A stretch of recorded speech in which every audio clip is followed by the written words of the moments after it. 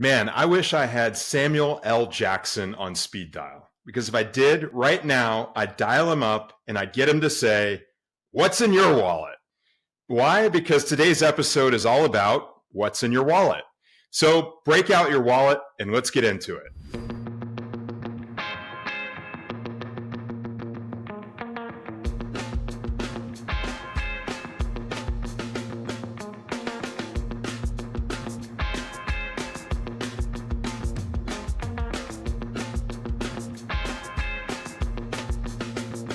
Dadages, friends and family, we're back at it today, picking up from one of my favorite Dadages, which is the wise advice I received from one of my mentors, Sam Freshman, who told me, "Chad, some of the greatest deals in my career were the ones I didn't do." Our guest today is truly an expert on the topic of being highly selective, conscious, and aware in making decisions about how we make and spend money. Ken Honda is a best-selling author in Japan with book sales of more than 7 million copies since 2001. And now he's sharing his work with all of us in the United States and beyond. His latest book is called Happy Money, The Japanese Art of Making Peace with Your Money. Ken is often referred to as a money guru, but I just finished reading his book and I can tell you that that moniker doesn't do him justice. I think Ken is a true philosopher, and after reading Happy Money, I have some new philosophies that I can apply to my life. And you'll hear in just a few minutes how I've already done so. Eager to share those same philosophies with you today.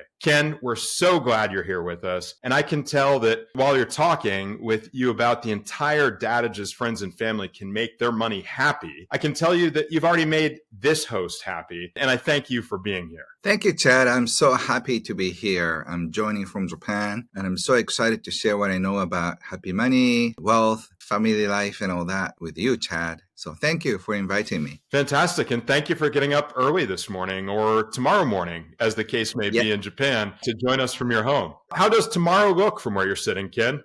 Your tomorrow is looking good. Glad to hear it. Glad to hear it. Thank you for being the continual voice of optimism around here. Ken, I actually want to start today with the bottom line. And in this case, I literally mean the bottom line on the cover of your book, which describes you as being Japan's best-selling Zen millionaire. I have to tell you, if I could pick anything I would want to have printed on my business card, it would be exactly that, Zen millionaire. But can you explain for all of us what that actually means? What is a Zen millionaire and how did you become one? In fact, that is a title that a publisher and publicist gave me. So I feel a little shy around it. I have enough money. And also I love Zen. I think in my mind, I have practiced Zen because all my teachers are Zen masters. When I studied with them, their teaching style is very unique. Mine is also somewhat unique because in Zen, teachers ask you questions instead of teaching you real stuff. All my students tell me, sort of like a little complaint, Ken, I brought 3 questions about life and I wanted to learn from you. But somehow when I go home, I bring back with 5 questions. So that means that they have a good habit of asking more questions. Yeah, and I always say that the ability to ask a really good question means so much more than having the answer. Exactly. Well, that's great. It's amazing to see how you apply Zen in real life and how you apply it to very practical topics. I think that's one of the things that I found most relatable about how you bring philosophy into life. And so let's really dig into the book and let's uncover the secrets of happy money. People really overuse the expression, "This is going to change your life." But I can tell you as an entrepreneur, I can honestly say that happy money will change my life. Your book provides meaningful perspective and actionable advice that will really have a direct positive impact on my life going forward. I've bought in. I want happy money. And so for the benefit of all of our friends and family at Dadages, tell us what happy money is and how it's different from unhappy money. So happy money is money that makes you smile when you receive it in a form of check or from your clients or the company that you're working for. You feel genuinely happy with the money. And also when you pay money, pay the bills or pay at the restaurant, it uplifts you. That's happy money. Unhappy money, I don't really have to explain it because we are in the flow of unhappy money when we get get the money, we feel like, this is just too little. I cannot make both ends meet. And also when we pay bills, I don't want to pay bills. It's almost like holding on to a girlfriend or boyfriend. Don't dump me. Don't ditch me. It's like, oh, please don't go. You feel upset. Why are you leaving me? So when you have your attitude around money is that way, you can find peace. So that's unhappy money. So if you love your money, set it free, just like a boyfriend or girlfriend when the relationship has run its course. When you are meant to leave, you're more than welcome, because somebody else, somebody better for me will show up. Yeah. On the door.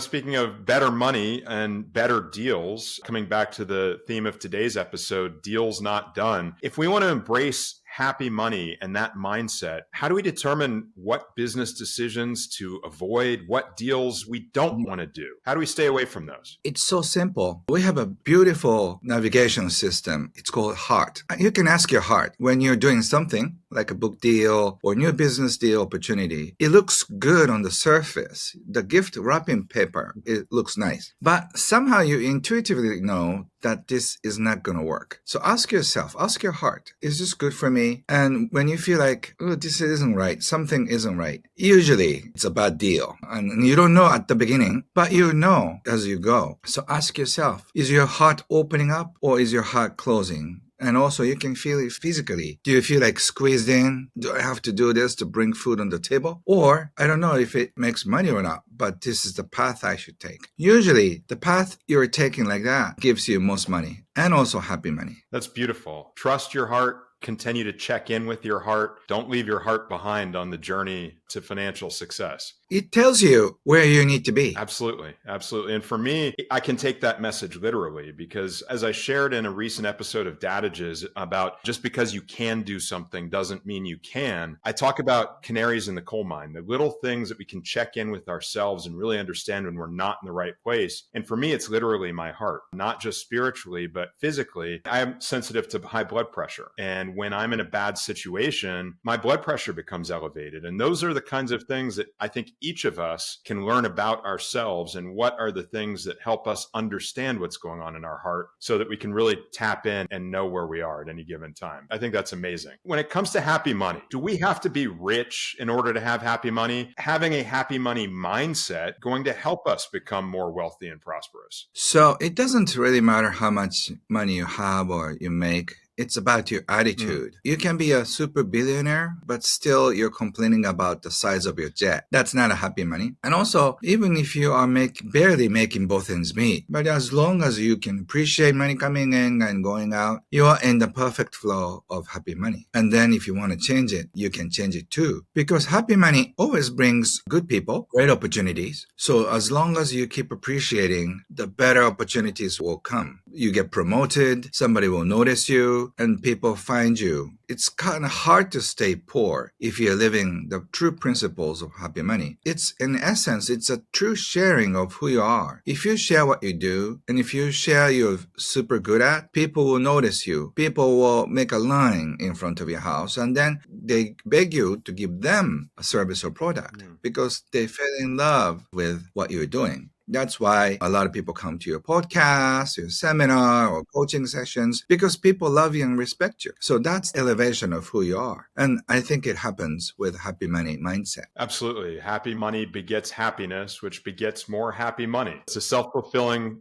and self-perpetuating prophecy. Yes. And once the cycle starts, it's almost impossible to stop because by word of mouth, people come together and then this dynamic will never happen. One time I said, you guys don't talk about happy money, don't live happy money philosophy. And one of the students said, I can't, I cannot live a different life because this is really a life I truly enjoy. By sharing who you are, by sharing what you're good at, you can create a beautiful life. That's amazing. And I love the section of happy money where you talk about money IQ and money EQ. Can you please tell our friends and family what what those are and what it takes to be a happy little millionaire, as you say in the book? My father's a successful tax accountant, so he started teaching me about money since I was 5 or 6. And then I learned mostly about money IQ. But when I grew up in my teens and 20s, the bubble economy was happening at the time. It's like US and Europe, Yep. you know, the real estate prices just started shoot up when I was late teens. And I saw guys go up And right and back down, down. right. And then I saw some glories and all the tragedies of their business in terms of money. Some of my mentors, in fact, many of my mentors went to be billionaires and then they crashed. Wow. I've seen so many people's change and I realized that, okay, maybe you need to learn more about more than money IQ because the financially savvy people sometimes make stupid mistakes in cryptocurrency and in that field, especially these days. You know, they're so smart. They have like 3 PhDs and, you know, they make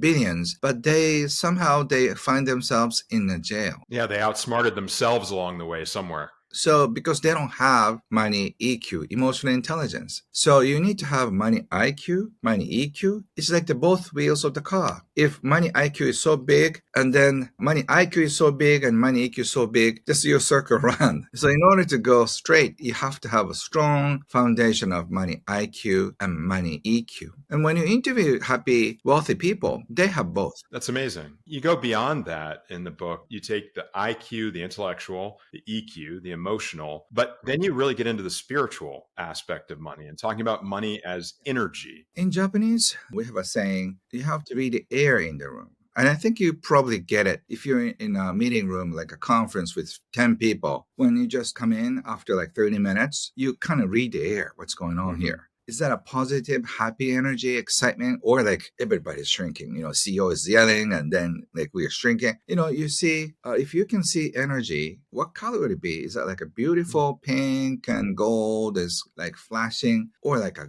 dark cloud is just, or like raining or like thunder? You feel the energy. You know, when you're small, was the air, the energy in your house happy, beautiful, peaceful? Mine was not, definitely. My father was abusive. It was very cloudy and it was very scary. It's like a haunted mansion. I still remember my friend said, your house is spooky. We live in a haunted mansion, right? If you have a family, check the air inside the family. Is it a happy, joyful, like champagne type of energy? Or is it like a very restricted, like a military, you know, type of like order, you know, and that type of energy? Or depressing or chaos or what kind of energy? And also it's the same goes with country, city. These days in many of US big cities, my American friends telling me that they see more homeless people, more depression. They hate to drive into the city. Yeah. You know, that's what they're reading the energy. So your job is to make your personal energy, we call it air cloth.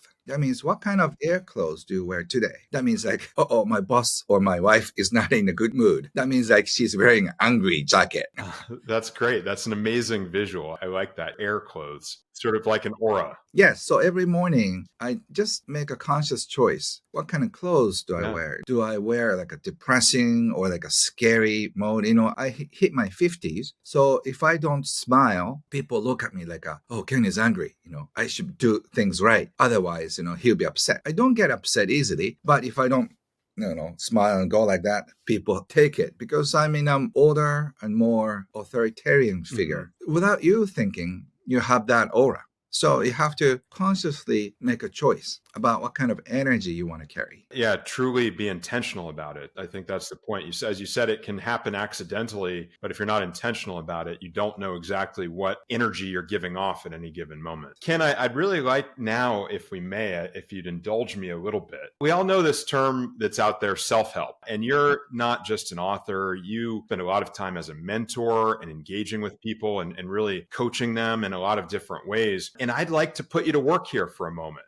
I'd like to call this next segment of our interview Host Help. As I said, I really related to your book on many levels. If you're good with it, I'd really like to open up a few aspects of my life and look at them through your lens of happy money in the hopes that we can really bring happy money to life for the rest of the Dadages friends and family, and they can see how transformative it can be. So you talked about the money game. And I love the way you describe the money game. I think I'm pretty good myself at what I do for work. I'm good at my job, and it has brought me a measure of financial success. But I think that while I'm good at my job, maybe sometimes I'm not playing the money game properly. A couple of points I want to touch base on and get your perspective on them. And I think our audience is going to relate to these as well. I'm an entrepreneur, and as an entrepreneur, maintaining the operations of my company, maintaining my family's lifestyle at the same time, trying to just keep everything going is like juggling and keeping a lot of balls in the air. And sometimes it can get quite expensive. Sometimes I feel like I might be a slave to what I've built, to what I've created around me. And while I feel great about the organization I've built, I feel great about the family that I've built, sometimes I feel like I'm continuing to work, not necessarily to get more, but I'm afraid of running out of the money that I have if I slow down or stop because I can't fuel what I've built. When you look at it through the lens of happy money, what would you say to me when I describe that situation to you? Your story reminds me of my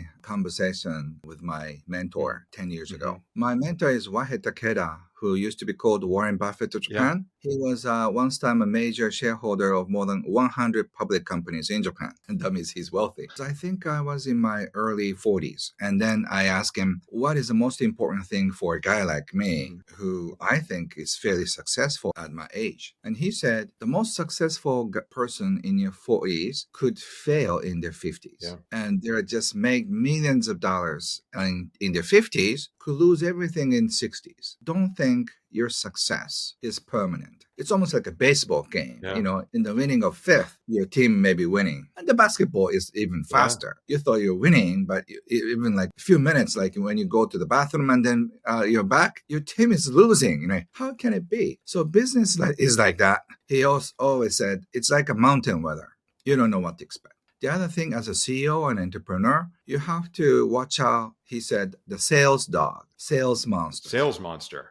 That sounds scary. Yeah, don't bring in sales monsters in CEO's home, and don't bring it to your home. Or the sales monster eat your soul. It really scared me. Yeah. So I asked him, what does this monster do? It's very simple. All the monster says is more sales, and then it's tiny, very cute, like a little kitten. And then, okay, you're cute. So you just give them, like, say, $50,000 sales. So the monster grows. And they said, more sales, and then you feed the monster $100,000. And they say more sales, and you have to hire more people. And then the monster grows, and then you have making $1 million. $1 million in your bank account and a couple million in your company. You probably thought you'd feel wealthy. But by the time you built $1 million and a $3 million company, this little monster is not little anymore. And the monster keeps telling more sales, more sales, more sales.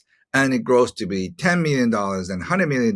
Now you have a public company. And then you feel so tiny because all the other guys have a better and bigger private jets. And you have only like a few branches. And then this monster keeps telling you more sales. The thing that Wahe said is don't bring your monster pet to home. That means don't bring your stress to your home. Because in the bedroom, while you're relaxing, this monster comes into your bedroom and then right before you go to sleep said more sales and then you wake up. Does that ring a bell? It does. I can relate. I guess I need to learn to slay my more sales monster. Yeah. You just ask the monster to leave to the other office, not your office. Of course. Go down the hall. You're talking to the wrong guy. The next thing I wanted to bring up, Ken, to chat with you about is there's a notion in our culture in America, and I didn't know until I read your book that it seems to carry over to your culture in Japan as well, the sense that you absolutely have to enjoy what you do for work and be passionate about it in order to find fulfillment and happiness. And I find that this isn't necessarily the case for me. One of the things I've talked about in my podcast with my friends and family is I talk about that I'm good at what I do. It gives me the opportunity then to turn around and do other things that are meaningful and positive for me in the way that I'm investing my time and investing the money that I make. So the question is, if the equation is a little off, if the way that I'm making money may not necessarily be happy per your terms, but the money that I'm putting to work once I've made it is happy money for sure. Can you balance in that way, or am I never going to find truly happy money in that circumstance? Yeah, so there are two mountains, good at mountains and love mountain. You may be good at certain things like a lawyer, doctor. You just climb up the, mountains, and then on the top, you know what you're doing, and you know you're sometimes super good at it. But if it doesn't bring you joy, why do you do that? And also, life is not serving other people. Life is about serving you. If the love you have overpours, it's great, but you have to pour your love and passion to yourself first. So a lot of people, especially good people, they put other people first. Yeah. So they try to climb up the good at mountain. So you crave for recognition. Yeah. You want to feel like I achieved something. That's okay, but it's not the best way to live because that doesn't bring you love. So if what you're good at and what you love are the same, that is beautiful. But if what you're good at and what you love are different, you have to balance out the time. So a friend of mine who is a lawyer, he works only like 20 hours. He's very good. He's a baseball coach. I think he's one of the most highly paid baseball coach who doesn't get paid by baseball, right? But he loves coaching kids. He used to be a coach for his boy, but he's in his 20s, but he loves coaching young boys, right? You can work as a lawyer for 20 hours and then you can just truly enjoy coaching boys. And then you can balance your life that way. Or like my friend who started as a janitor who got paid like $30 per day. He was cleaning toilet, but he put his soul into it. He started inventing small gadgets to wash toilets and then, certain cleaners, the wipes. And then he became a multi-millionaire. And then he's like one of us. He sold his cleaning books, about 3 million copies. Wow. He started as a janitor, but he put his heart into it and he loves teaching. When we go on a trip, he doesn't come back from the bathroom like 5 minutes. I thought he's having, a bad stomach. I said, "Are you okay?" I said, "No, I'm not okay. The bathrooms are so filthy. So I had to clean all the toilets." Wow. Public That's toilets. commitment to your craft for sure. Yeah, because it's nothing to do with it, but he cannot take it. Dirty toilets. It's almost like a sin in his mind. Wow, that's really incredible. Here's the third thing that I'd like to touch on, and that one was really powerful for me. I'm going to go back and listen to that one over and over again because what you shared there was really meaningful. But the third element that I'd like to talk about is I generally consider myself a stoic. And you talked about this notion of what you're good at and service to others and not necessarily looking at what makes you happy. I talk about this a lot on Dadages, and I believe one of the things that I guide my life by is, as Ryan Holiday says in his books, the obstacle is the way. And it's through adversity and by doing hard things that I think we surpass those things and then find success. And the world, as I see it, continues to get harder in some ways. I see more risk than ever before, particularly in my area of commercial real estate, and the erosion of relationships as a foundation of doing business. In contending with all of these things and taking a hard job and making it even harder, can a stoic like me who fights to overcome these kinds of challenges ever hope to have happy money? Or are the two concepts of fighting through adversity and facing challenges and finding happiness in the way that you're making your money, are those concepts at odds with one another? Life is like a mountain. You can climb however the way you want. You can just climb it alone. You can climb at the shortest time ever. You can climb with friends, just singing and making dad jokes to each other, and they're laughing. You don't really care how long it takes. Some people do care. It's almost like doing marathon on the mountain. So, it depends on how you want to play your game called life. Yeah. I have no judgment whether you think life is to suffer, life is to enjoy. It's up to you. But what I can share is that you can enjoy the path more. If you just look at your watch and just said, "I want to shorten my time like by 5 seconds," you cannot really enjoy birds singing, a beautiful scenery. You miss out a lot of things. Yeah. Which way do you want to do? It's like slow way or fast way. Sometimes fast way is fun. Sometimes a slow way is fun. The fact that you have a choice is more liberating. For sure. Yeah. Knowing that you have some control over those decisions and the outcomes, that's always empowering for me, at least, and settling. It settles my mind to have the sense that I'm in control of the choices I'm making myself. But also at the same time, I think that every 15 or 20 years, something big happens. And then you thought you climb the mountain and then like invisible hands take you over and then it'll bring you to the sea. And then like, what's going on here? Sometimes these things don't make sense. Yeah. But in a financial world too, there's certain like stop, and then you get kicked out from your industry, like a movie or IT, like Steve Jobs. Something like that could happen to really to give yourself a meaning of life. So I'm kind of expected that all the super intelligent people in Wall Street will be kicked out of the business so they can start serving humankind with their genius, because that's what they're born to do. I mean, they're not born to play games with numbers and make money, but they're here to support one another if they have super intelligence. I think there will be a big stop in a financial market. So all the smart people will be thrown out in the market, and then they'll start figuring out what to do, because you cannot probably make money in real estate and financial market anymore, because that time is over. And these kind of rules of money keep changing. I shared the same stage with Robert Kiyosaki 2 weeks ago in Singapore. And then he was talking about the same thing, money, small changes, rule changes happen every 5 to 10 years. And young entrepreneurs don't know that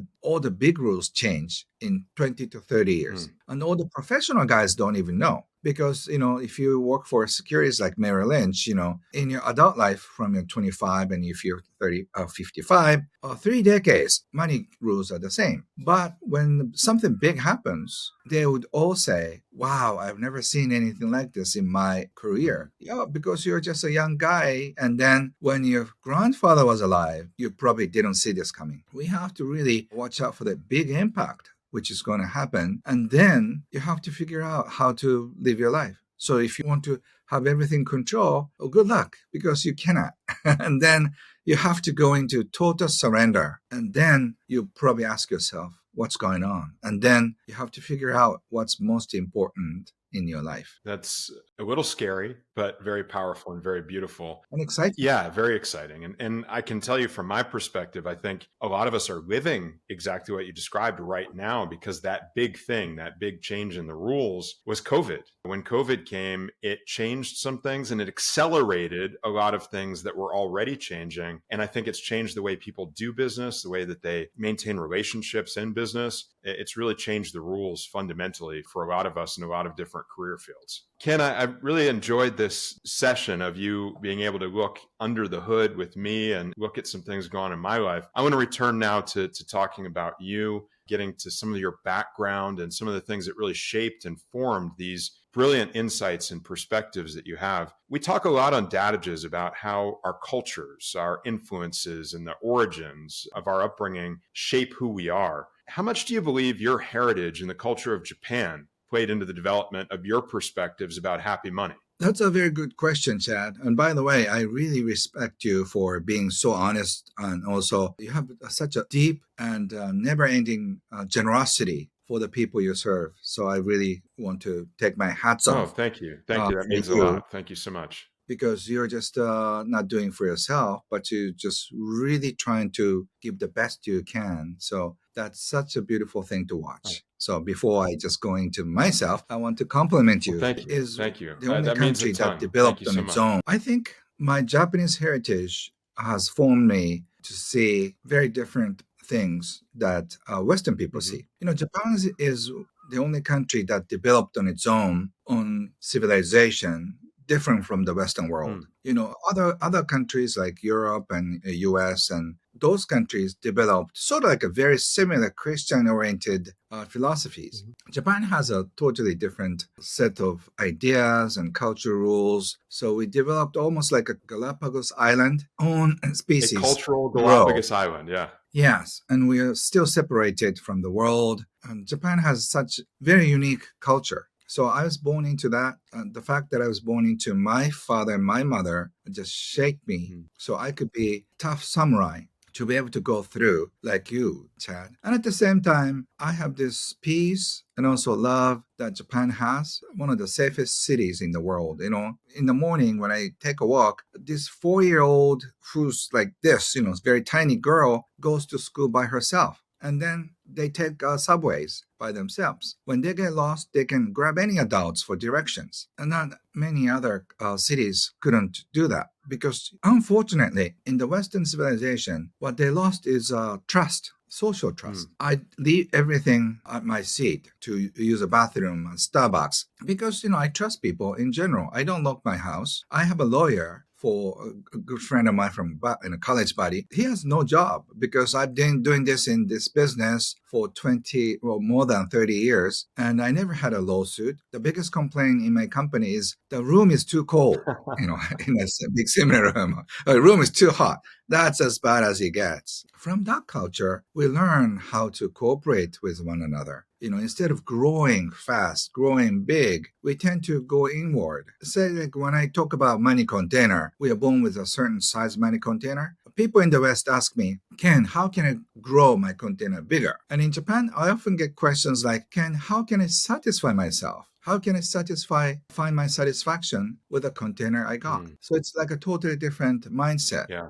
In the West, you probably don't even question about this, but more is better. The faster, the better. The bigger, the better, especially in the United States. And then people have no doubt about it. There's a word downsizing, right? Yeah. You don't want to downsize. It's almost like a setting back. It's accepting failures. Getting smaller is so important sometimes, especially when you're younger. If you have a family, you have to spend at least, in my mind, at least a few years for nesting, taking care of your family, and then you can keep working till you drop. But I'm just hoping, because I had 4 years of my life, I just wish that a lot of other people, young ones, have at least a few months and hopefully like a year. And if you're lucky, 4 years off of your life, because it's so precious, but people don't even know it. Incredibly precious. And we'll come back to that in a minute because I don't want to lose that topic. That's an important topic. Going back, though, to kind of the origins and mentors in particular. In the book, you talk about two individuals in particular who each had a profound impact on your development, your philosophy about money. The first was your father.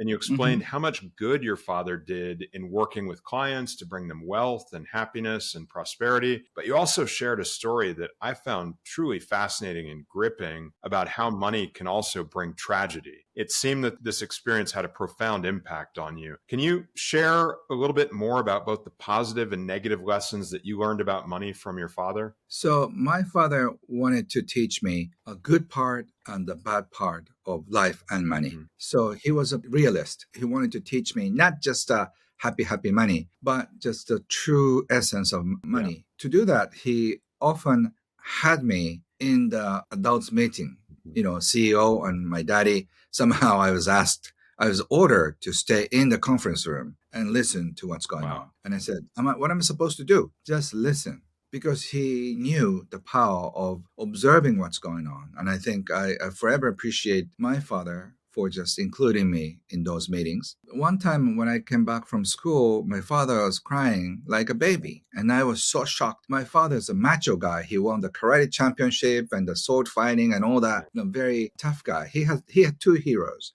Bruce Lee and Elvis Presley. Two of the most macho guys ever. And then he was wearing white thing, and he was wearing a wig and just play, very noisy electric guitar. My neighbors complaining. I was the one to apologize. Sorry, my dad loves music. I think you just, by the way, Ken, I think you just gave me my Halloween costume for this year. I'm going to be Bruce Lee Elvis. Yes. So he was like crying like a baby. And I was like so shocked because I've never seen an adult guys cry in sort of public. Yeah. And my mother took me aside and she told me his best friend, I sort of knew who that was, and his client committed suicide. And by then I sort of knew what committing suicide means. The worst part is that he didn't commit suicide. He killed the entire family of 4, wife and 2 kids, and he committed suicide. It's called family suicide to save his family from the shame of going bankruptcy. And also he wanted to cleanse his guilt by giving up his life to the people who just owed his money. And my father, as a tax advisor, of course, advised him to file bankruptcy. What he didn't tell his best friend is he had little money for his family after the bankruptcy so they can make a living. They can live for a little while. He's a macho guy who doesn't talk, like dinner, bath, I'm going to sleep. I don't really remember he was just talking more than that. Yeah. So he so regretted the fact that he didn't tell his best friend that he cared and he had the money he always said, I wish. And when he was drinking, he was crying. I said, I should have told him. I should have told him. And then he slided into depression. So he got violent. Since I was small, I've seen the glories of beautiful success that money brings and also the tragedy that money brings. Personally, I was 9 or 10 at the time. I made up my mind one day when I grow up, when I have a family, I'll make sure my family is safe. So they don't have to worry about money. They feel perfectly protected. So they don't have to go through what they went through and also what we're going through because we are being affected as a family too. We were just happy singing family. Yeah. People thought we were like, they're just sort of like, wow, you have such a great family. You're like a circus, because we just laughing, we play music. I sung, and my sister played piano. But the music stopped because of, and my grandmother passing too. That really just killed my father's spirit. He was such a happy go-getter type of guy. He was once had the biggest accounting office in Kobe, which is like 1 million people. So he was a very successful guy. So I've seen and also I've learned so much from him. We call it opposite teacher. So I learned about life. That's why I wanted to protect my family. I wanted to have the best time with my family. It's such a chilling story. I mean, I still literally have goosebumps. I had goosebumps when I read it in the book, and hearing you tell it here brings it even more to life. And it's amazing what you said, how you took that tragedy, internalized it, and then made that a motivating force for yourself and for your family. I often say that from a parenting perspective, a lot of what we do in parenting is either a reflection of or a reaction to what we saw in our own parents. And it sounds like you were able to take the best of what your father had provided for you and also see where the mistakes were and avoid those same mistakes in your family. And I think that's fantastic. My example about sort of inheriting beliefs about money from my own father, it's something I talked about to some degree recently when I was invited onto the Uncensored Advice for Men podcast with Josh Wilson, talking about escaping the shadow of a successful father. But there's a lot more to it than that. And really, this kind of came to the surface for me when I was reading your book, because you talk about how much of our attitudes and beliefs about money are inherited and how there can be unhealed wounds that we all carry as a result of this baggage, this background that has an effect on us that we carry along for the rest of our lives. And I can honestly say that's the case for me. My father has this deeply ingrained perspective, I would say bordering on an obsession with this notion that in families, and I know there's a lot of history of this, there's a lot of documentation of it, there's a first generation that creates wealth. There's a second generation that sustains that wealth. And then there's a third generation that squanders the wealth that's created in the family.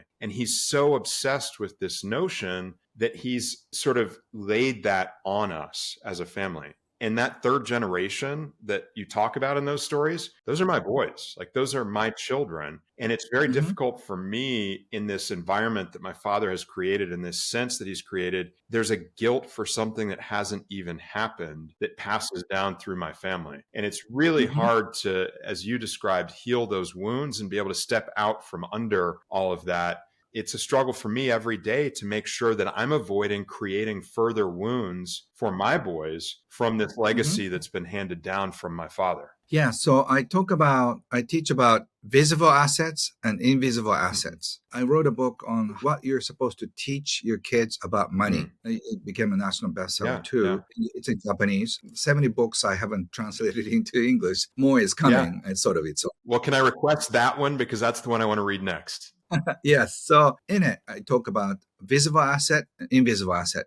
People focus on visible asset like stocks, real estate, cars, money in the bank, but people often ignore or tend to pay less attention to invisible asset, which is motivation, inspiration, personality, trust, and credibility, experiences, and knowledge. Those things as highly valuable as money in the bank, because if you have good personality, good credentials, trust, bonding, network, you can build net worth within a couple of years. People tend to forget about that. And also there's something called invisible debts. That's what your kids have. That's regard myself as a second generation too. I am an entrepreneur myself, but I'm also like a spoiled son, in a sense. I went to a good college and he just spoiled me in so many ways Hmm. that you can probably relate to. And so the other one, the second generation tend to be like either too harsh on kids, tend to do anything. When you create scars in your kid's heart, that's what they just waste all the money or just they go into drug addiction and all that. It's because a lot of entrepreneurs tend to cash out their kids' future. That means that they create a lot of holes.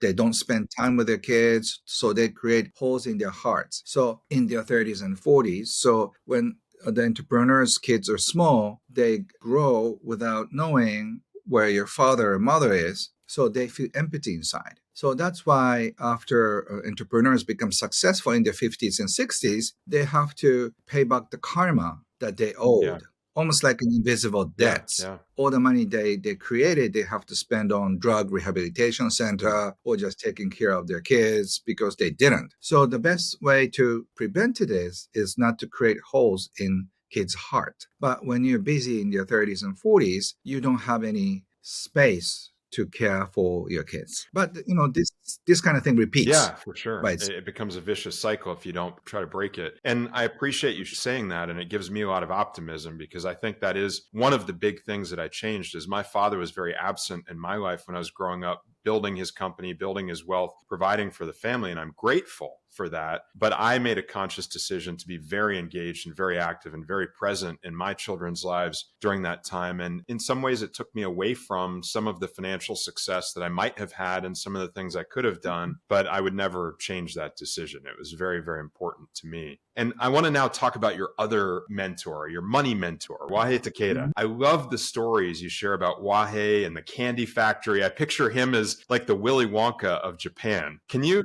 tell us Yes, what I it do. means to have a money mentor? Tell us about Wahei and what he taught you that is so important and fundamental to you. Yeah, he's a mind-blowing person. Never met anybody like that. He believed in the power of arigato, saying thank you. Why would you ask Warren Buffett if you have 30 seconds with him personally? That's what happened to me 10, 12 years ago. I was in a long line one time at the party. I had a quick opportunity to ask a quick question to Wahei Takeda. He's a legend. I was an investor one time, when I was semi-retirement, I was making money with through investment. So I knew how big he is. I had this opportunity. So I asked him, what is the secret of money? And he said, with a big smile on his face, he said, arigato your money. And then I got pushed out from the next guy, from behind. Like, arigato your money? What does it mean? But I couldn't ask the second Yeah. question. And luckily, about a month later, I had another opportunity. This time, I had 3 hours of private time. I could ask many questions, and the next day I sent a big orchid to say thank you. How much is worth if you just have 3 hours of Warren Buffett time, Yeah. right? So at least I wanted to show my appreciation. And the next day I got a package from his office, and small package, and I just open it. Do you know what's inside? I can't even guess. It's his gold coins. Wow. And then it says on the cover, gold coins inside. And then, like, oh my God, he sent me, it's worth like a few $1,000s, Wow. right? Yeah. Well, he said, I had so much fun time. I'm just giving you a gold medal for what you have done. So if he was alive, Chad, you definitely got one of those gold medals. Ah, He thank loves you. to That's sweet. congratulate people Yeah. who are making a big difference in the world. That's amazingly gratifying and sweet. Thank you so much. Yes, I feel so validated when I receive it because he knew. Oh, by the way, I was in a different interview, so I was showing this. I just gave away these small pamphlets before I became an author. This is on happiness and money booklet, and I just started sharing, and I gave away 100,000 copies before a publisher called me and asked me to write. So he knew that I was a giver. Hmm. So I had said, I want to congratulate you for giving away so many booklets. And I was so validated. I didn't ask for validation or recognition, but that was the first time that I felt so validated. And I think the validation I didn't get from my father. Definitely. So he became like a father to me, and we became very close. We hung around together. We had like sometimes 8 hours of long discussion Mhm. about money and life. I just wish you met him because you probably fell in love with him like I did. but I can see his reflection in you. And I can see that the validation that he was able to provide you is worth so much more than 10 times the amount of gold coins he could have given you. 100 times, 1,000 times means so much. And I understand in my heart how much it meant to your heart to receive that from him. Yes. And I want to come back to what you brought up earlier, because I think it's so important. And because the theme behind all of this is deals not done, you are kind of the master of this. There was a point in your life when you had an epiphany, and you didn't just walk away from a deal. You walked away from a career,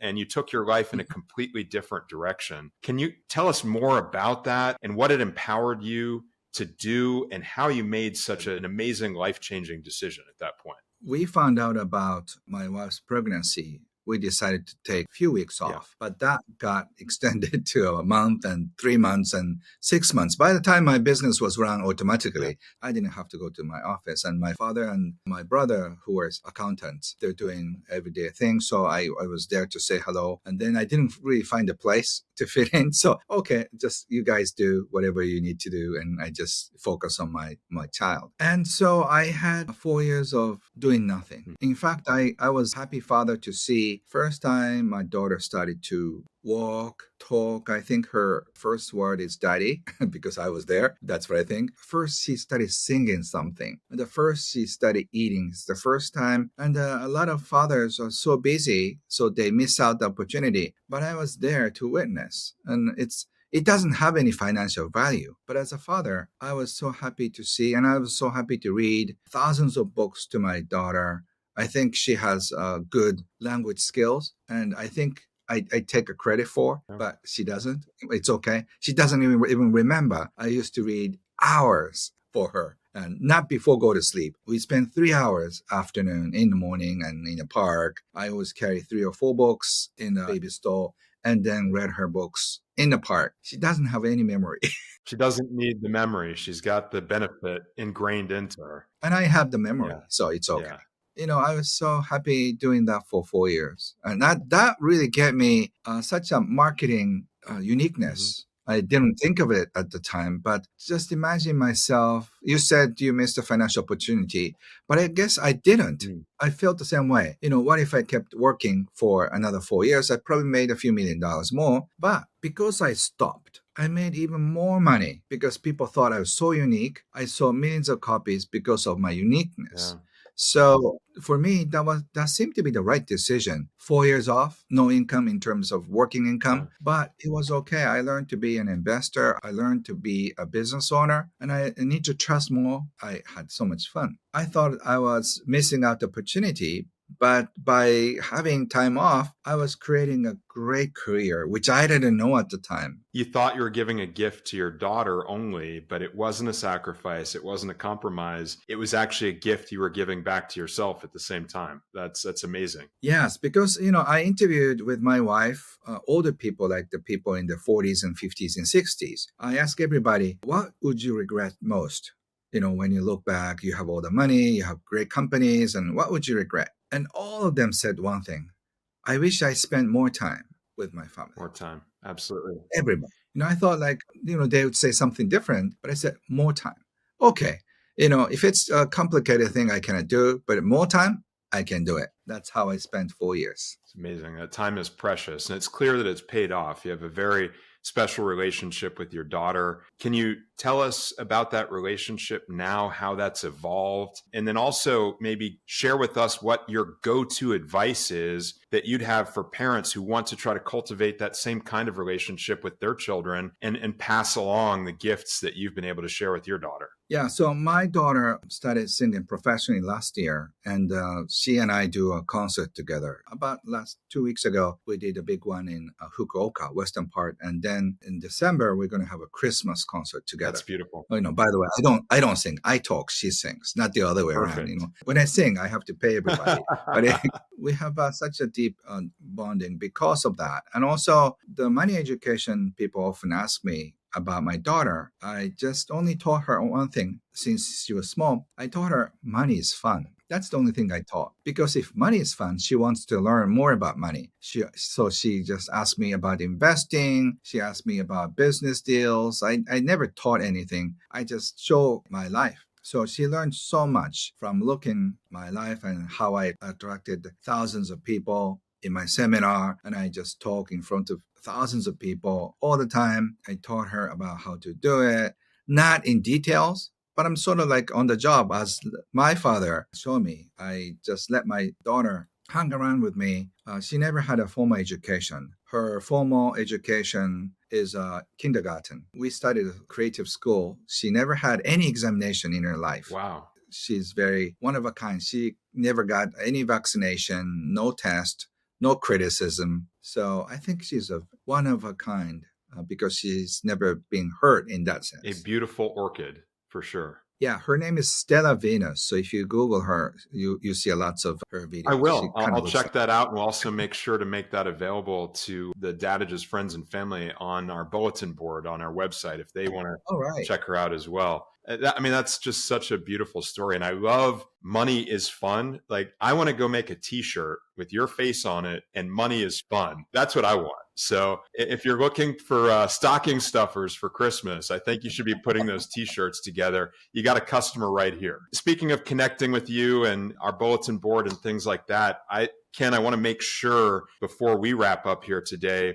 I know there are members of the Dadages friends and family. They're going to want to connect with you. I know I've seen that you have a couple of different places you've established online, kenhonda.com, and that you've set up happymoneymovement.com. Can you tell the Dadages friends and family what they might find online and where they can connect with you? So I have a largest online salon in Japan, and I started doing the same thing for English-speaking people. And we have a community called Arigato Living Community. Okay. When we appreciate about money and how to find your gift, how to monetize it. I teach once a month, and people from 30 different countries get together once a month. Sometimes European time, sometimes American time. North, Central, South American people, it's easier for them to gather. It's Japan nighttime is good European time. Japan morning time is good for US. So It's interesting because we really experience the world is round because of the time difference. Yeah. I started teaching globally. I understand how we function in terms of time zones. Well, that's fantastic. I will definitely make those links available. I'm going to check them out personally. I would love to participate more and learn more and be part of the community you're building, because I think it's such a powerful and positive community with great things to learn and share. And speaking of great things to learn and share, we're going to go against, as I understand it, the advice that your daughter has given you and give you the chance to participate in one of the legacies that we try to uphold here at Dadages, which is the legacy of the dad joke. Tell us, first of all, share with the friends and family what your daughter told you about your dad joke prowess, and then share your very best, worst dad joke with us. I'm a master of dad jokes, and my daughter adores me. She respects me about so many things, but she said, "Daddy, as long as you don't tell dad jokes, you're a perfect guy." And I just gave her dad jokes back to her, and she was laughing. I'm called Master of Languages in Japanese. So I don't have many good collections, but the other day I was in North America around Father's Day. And when I went to a bookstore, there are like hundreds of dad jokes books. So I bought 20 of them and I studied many of them. So I love good jokes in English now. So you want me to share now? Well, yes, you've set the expectation. You are the master. It's time to deliver. Because, I talk about do what you love, right? So it's like sort of like a twisted it. I hate my job.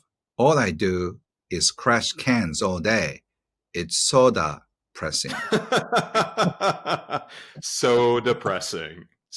Yeah, I love it. Yeah. That's a great pun. I'm teaching a different kind of lifestyle, but soda pressing. Absolutely. So, if it's so depressing, just remember that money is fun. Yes, that's what I wanted to say. That's wonderful. That's wonderful. Well, Ken, this has been a lot of fun. I've really enjoyed connecting with you. I've enjoyed engaging with you. This has been a great dialogue for me, and I hope that the rest of the friends and family has taken a lot away from it. I know they will. We're going to keep following you, make sure that we stay up with you and that we keep the Dadages friends and family apprised of everything you've got going on all over the globe, as you described. Thank you so much for joining us. It's meant so much to me to be able to get to meet you. Thank you so much, Chad. And I'm just sending everybody happy money energy to you.